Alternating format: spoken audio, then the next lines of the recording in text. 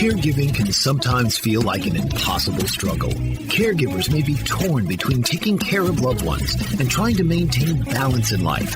The good news is that it doesn't have to be that way. The Caring Generation with host Pamela D Wilson is here to focus on the conversation of caring.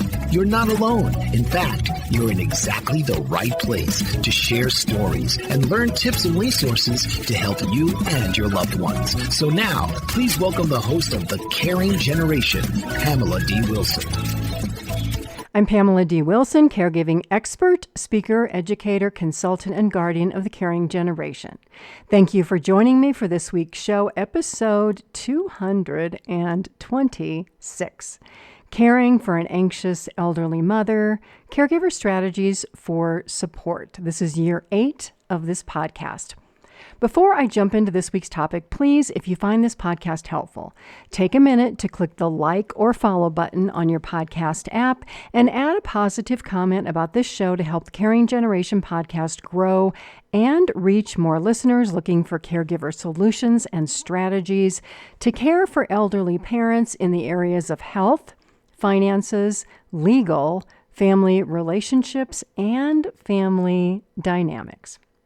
Caregivers have been asking how to deal with an elderly mother who is consuming my life.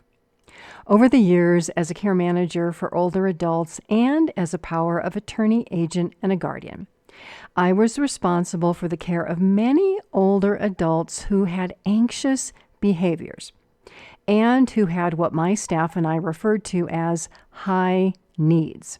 For us, a high-need client meant that an older adult who, because of health or family or physical or emotional issues, needed and wanted a lot of time and attention. Some of these clients would call my office 5 to 10 times a day to talk to somebody on my staff who would listen to their concerns and worries. If you are a caregiver, you may have an anxious mom or dad who calls you at work or at home multiple times a day, worrying about something or needing something that you don't have the time to address in the moment.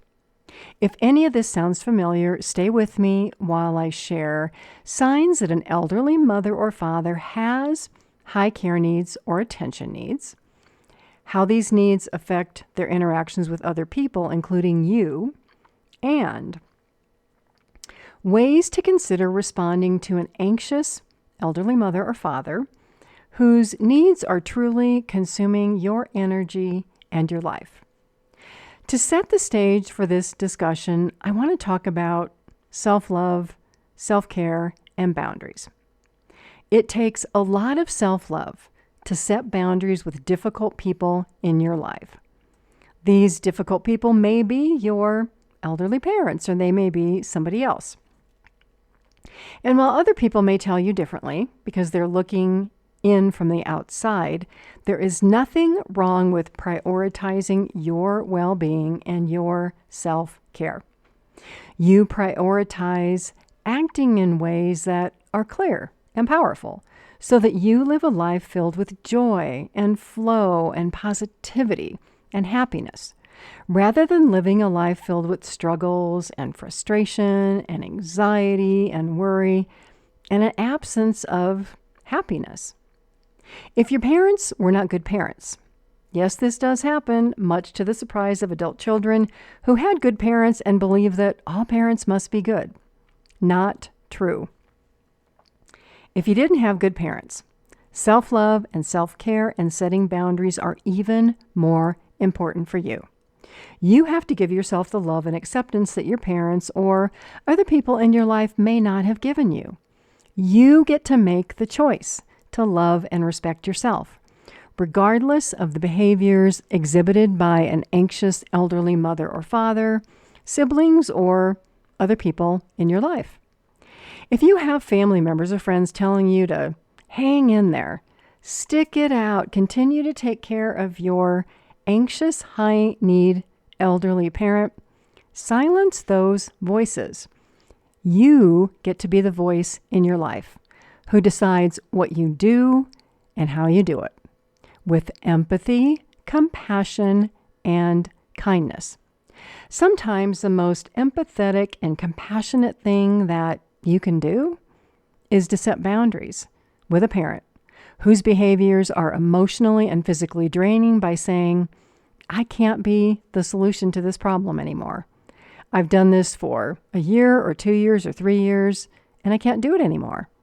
Or even at the onset, I can't be the solution to this problem. We have to look at other options. It is perfectly okay to protect and prioritize your well-being.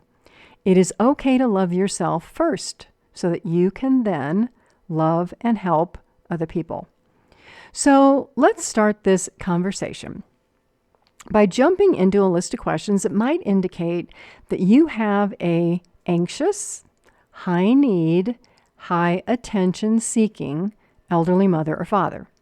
Now, I do want to say that I'm separating this from an elderly parent with dementia or Alzheimer's because those conditions can be and are high need and high attention seeking. Today, we're talking about elderly parents who don't have Alzheimer's or dementia, maybe yet. Okay? So, does your parent have an anxious or worrisome personality? Has mom or dad been a worrier all of their life? Have they been negative all of their life? Do they blame or criticize other people for the bad things that happen to them?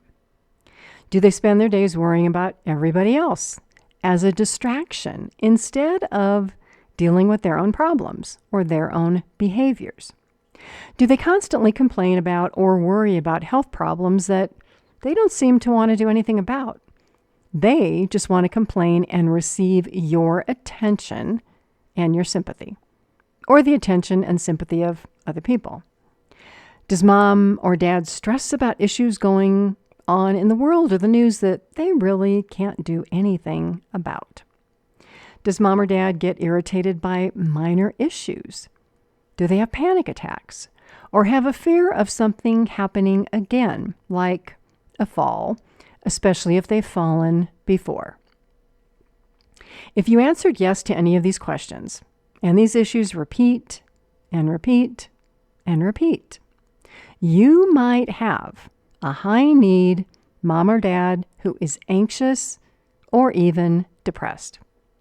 And if this situation isn't working out well for you, ask yourself, how are you responding to your anxious elderly mother or father? And in a perfect world, what would this relationship look like? Because if you don't know what you want, you can't change the situation. We'll come back to solutions in a minute. Let's go on to number 2.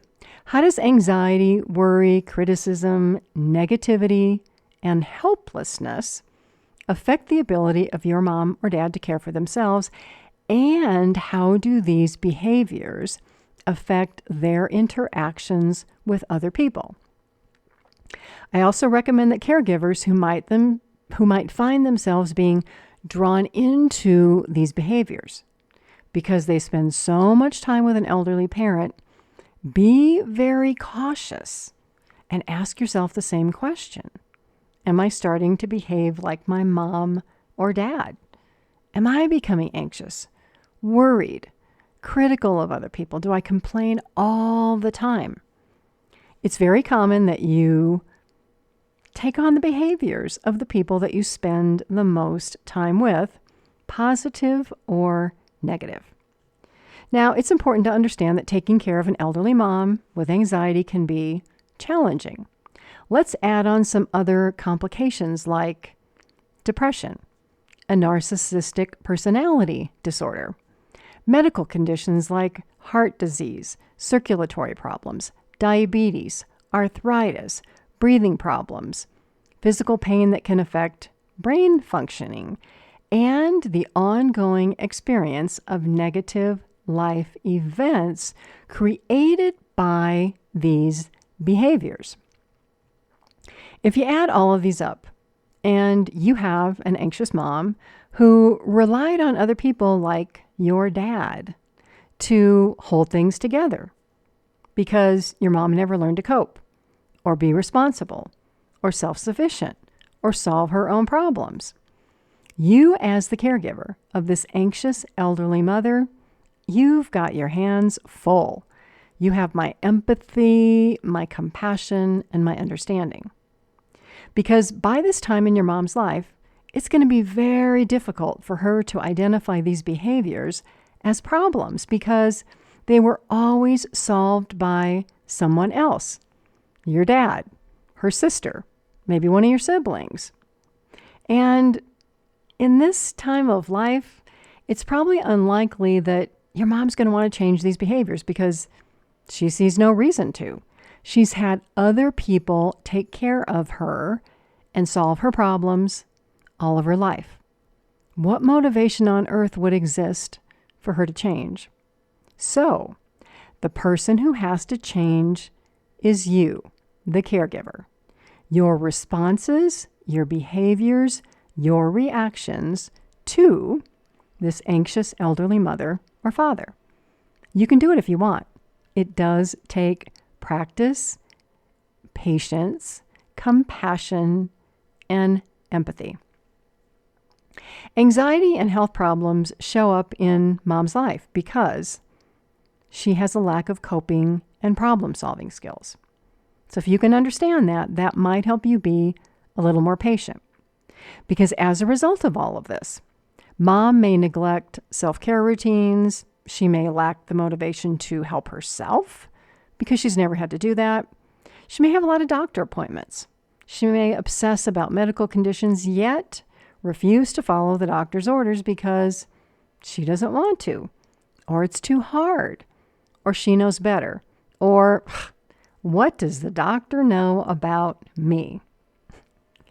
So you ask yourself, how do these behaviors affect relationships with other people and with you? Many times an anxious elderly mother who wants constant attention really has no recognition, no insight into the fact that these behaviors wear other people out. Even her friends may have started to disappear. And when the subject of anxiety or depression might be mentioned, your elderly mother or father, they may go into denial mode. Oh, you're just making all this up. There's nothing wrong with me. I'm not as bad as my sister or, somebody down the street. Mom or dad may refuse to take medications or accept treatment because they think there's nothing wrong and they can manage on their own. Well, if they could, would they need your help? Your parents may have the fear of the stigma of having a mental health or anxiety diagnosis and be afraid to take medications. I think that's a natural response. But if these behaviors are causing problems, what have you got to lose? It's worth a try. So if you wrap all of these problems together, an elderly mother or father who has anxiety issues or behavioral issues can be very difficult to deal with. At this point, you may be the only person showing up in their life, the only consistent person. Mom or dad may have driven away your other brothers and sisters, their friends, any people in their life, because they can't see the damage their behaviors cause in relationships with other people. It's always somebody else doing something wrong. So now let's talk about caregiver tips and strategies to care for an anxious elderly parent. The best way to deal with an anxious, all-consuming mom or dad is to be direct and honest. For example, Mom or Dad, I know you're not happy. I'm doing the best I can, and I can't do any more. I've done X and Y and Z, and I do have a life outside of the time I spend helping and caring for you. So, this is what I can help with, and this is what I need you to help yourself with. Give your parent a list if you have to. Ask your parent if they're willing to start helping themselves. And stick to your list. Don't show up at their every beck and call. Don't answer the phone every time they call. Give them options for emergencies. If it's really an emergency, it's 911 who gets the call. If your mom or dad has a diagnosis in their medical chart for anxiety and depression and they're refusing to take medications, you could say something like this: Mom or Dad, the doctor's made recommendations. You can help yourself, but you're choosing not to. Your doctor has offered medications. You refuse. If you take medication, it might help you. It might make it easier for me and other people to help you. Your relationships with others may go a little smoother. If there is no diagnosis, suggest that mom or dad make an appointment to talk to the doctor about how they're feeling. These two suggestions can go a long way for you to stop your life from being consumed by an anxious, high-need, high attention-seeking elderly parent. Every time they call, your question can be, how are you helping yourself today? Are you sure you can't do that for yourself? Are you taking your medication? Oh, you haven't seen the doctor yet? What's the holdup? If your anxious elderly mother is a complainer, you can say something like this: I can see that you feel anxious or worried or you're not happy with this. I'm not a counselor. I don't have those skills. I also don't want to listen to you complain. I don't like seeing you anxious or worried. That must feel really uncomfortable. I've done all this, and I don't want you to think that listening to you complain is something that I want to do. I also don't want you to think that I like seeing you anxious or worried. It's time that you do something about this. And unfortunately, I am not the person who can help you with this. It's Dr. X. Or call Medicaid or your insurance company. Find somebody who can help you with these issues.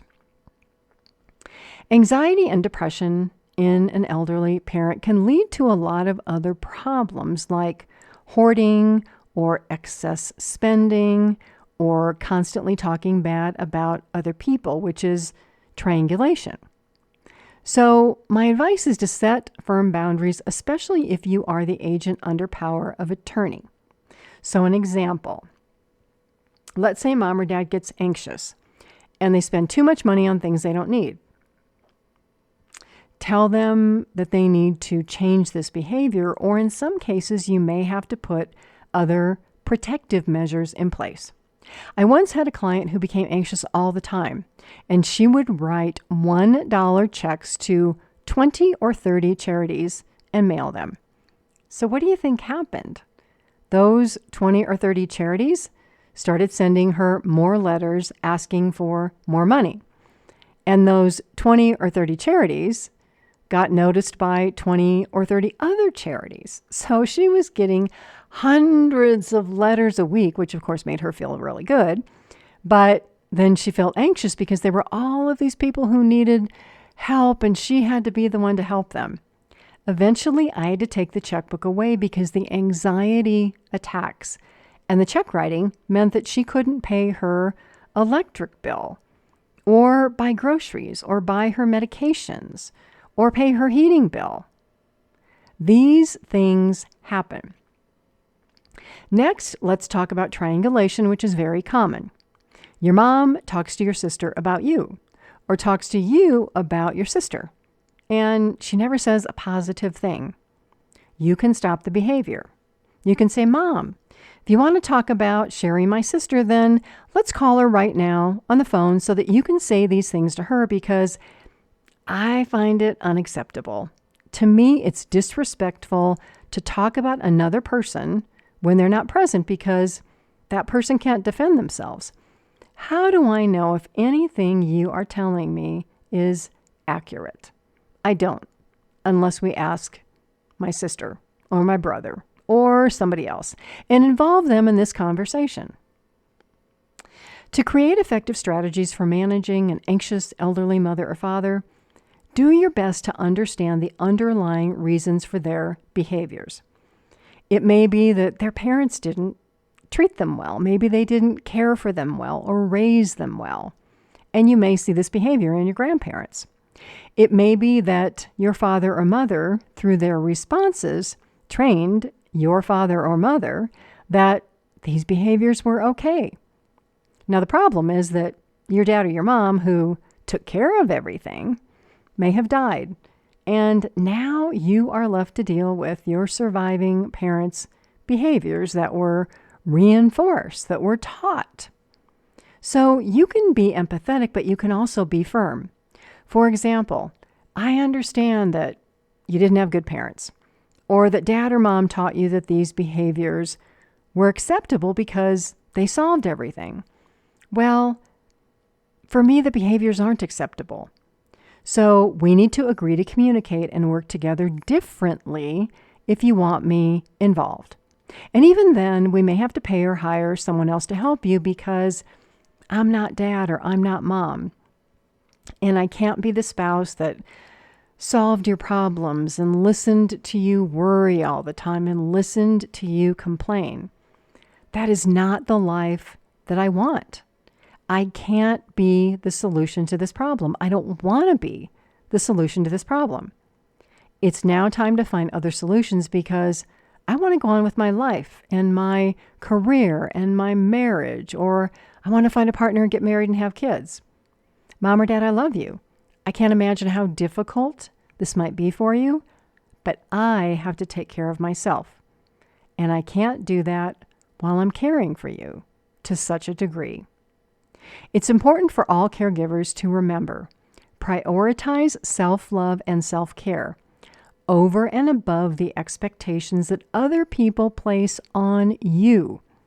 Their expectations for you to care for an elderly parent who has challenging behaviors.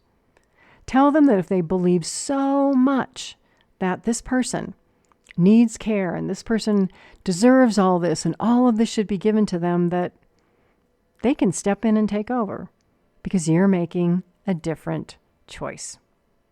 I'm Pamela D Wilson, a caregiving expert, advocate, speaker, and educator. You're with me on the Caring Generation podcast. Thank you for joining me for episode 226. Please do take a minute right now on your podcast app. Click the like button, click the follow button, follow the show. Leave a positive comment if you found value from this episode, the tips and the strategies that were shared. If you want to see the show transcript and the video that accompanies this podcast, go to my website, PamelaDWilson.com, click on the Media tab and select the Caring Generation, and then scroll down to episode 226. And while you're there, you can check out the other 225 episodes answering questions caregivers ask. I look forward to being with you all again soon. God bless you all. Sleep well tonight. Have a fabulous, fabulous day tomorrow, and enjoy each day until we are here together again. Tune in each week for the Caring Generation with host Pamela D Wilson. Come join the conversation and see how Pamela can provide solutions and peace of mind for everyone. Here on Pamela D Wilson's The Caring Generation.